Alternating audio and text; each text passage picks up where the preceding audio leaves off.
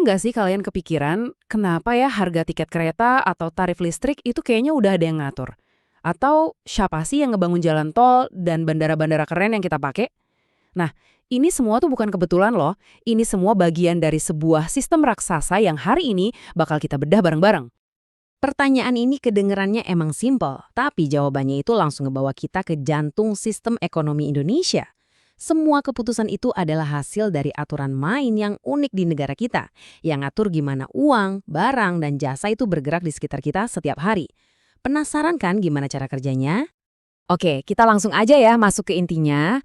Setiap negara itu kan punya cara kerja ekonominya sendiri-sendiri. Nah, sekarang kita bakal lihat apa sih cetak biru atau blueprint yang jadi pondasi perekonomian Indonesia. Gini deh, bayangin aja ekonomi kita itu kayak pertandingan sepak bola. Sektor swasta, ya perusahaan-perusahaan yang kita tahu, mereka itu para pemainnya. Mereka lari-larian di lapangan saling bersaing buat nyetak gol alias cari untung. Terus pemerintah perannya apa? Nah, pemerintah itu wasitnya. Wasit yang mastiin permainannya adil, nggak ada yang curang. Inilah yang kita sebut sistem ekonomi campuran. Dan peran wasit ini, bukan sekedar pilihan kebijakan biasa loh. Ini adalah amanat, perintah langsung dari konstitusi kita. Pasal 33 ini ibarat DNA-nya ekonomi Indonesia. Isinya negesin kalau sumber daya yang paling penting, kayak air, energi, hasil tambang, itu harus dikelola negara buat kemakmuran kita semua ya, bukan cuma buat segelintir orang. Jadi, ternyata peran pemerintah itu nggak cuma jadi wasit yang pasif. Di sistem kita, pemerintah itu juga ngerangkep jadi pelatih yang aktif. Jadi, mereka nggak cuma new fluid kalau ada pelanggaran, tapi juga ikut ngerancang strategi biar tim ekonomi Indonesia ini makin kuat dan stabil. Oke, kita bedah satu-satu ya 3 peran kuncinya. Pertama, sebagai regulator. Pemerintah bikin aturan main biar nggak ada satu perusahaan yang terlalu kuat dan akhirnya ngerugiin kita sebagai konsumen. Kedua, sebagai stabilisator. Kalau ekonomi lagi panas nih karena harga-harga pada naik, pemerintah turun tangan buat ngademin. Dan ketiga, sebagai inisiator. Pemerintah yang ngebangun hal-hal penting yang mungkin nggak terlalu dilirik swasta, tapi dampaknya gede banget buat kita semua. Kayak bendungan atau jaringan internet di pelosok. Terus gimana caranya pemerintah ngelakuin itu semua? Mereka punya dua alat utama. Yang pertama, kebijakan fiskal. Ini kayak dompet negara deh yang dipegang pemerintah lewat APBN buat ngatur belanja sama pajak. Yang kedua, kebijakan moneter. Ini dipegangnya sama Bank Indonesia. Anggap aja ini kayak keran air yang bisa ngatur seberapa banyak uang yang beredar, biar harga-harga tetap stabil. Oke, sekarang kita beralih ke satu pemain yang unik banget di lapangan ekonomi kita, BUMN. Kalau perusahaan swasta itu pemain independen, BUMN ini ibarat pemain bintang yang dimiliki langsung oleh negara, sang pelatih itu sendiri. Nah, di sini nih letak dilema utamanya. BUMN itu punya dua misi yang kadang saling tarik-tarikan. Di satu sisi, mereka itu perusahaan, jadi harus efisien, harus cari untung. Tapi di sisi lain, mereka itu agen pembangunan.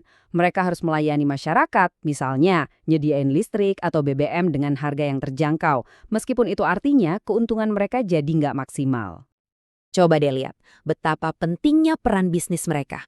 Keuntungan yang mereka dapat, baik dari dividen maupun pajak, itu langsung disetor ke kas negara. Nah, uang inilah yang nantinya ngalir lagi ke kita dalam bentuk sekolah gratis, pembangunan rumah sakit, dan program-program pemerintah lainnya. Ya pastinya, ngejalanin dua peran sekaligus itu susah banget. BUMN sering banget dihadapkan sama tantangan besar, mulai dari tarik ulur antara untung dan layanan publik, adanya intervensi politik, sampai masalah salah kelola atau korupsi. Makanya, topik reformasi BUMN itu kayaknya nggak pernah ada habisnya dibahas. Oke, sekarang coba kita mundur dikit, kita lihat dari kacamata dunia. Dilema yang dihadapi Indonesia ini sebetulnya bukan hal aneh loh. Hampir semua negara di dunia, dari Amerika sampai Tiongkok, juga terus-terusan berdebat dan nyari formula yang pas.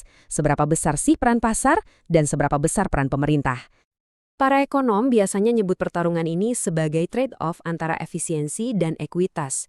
Gampangnya gini deh, bayangin kita punya satu kue.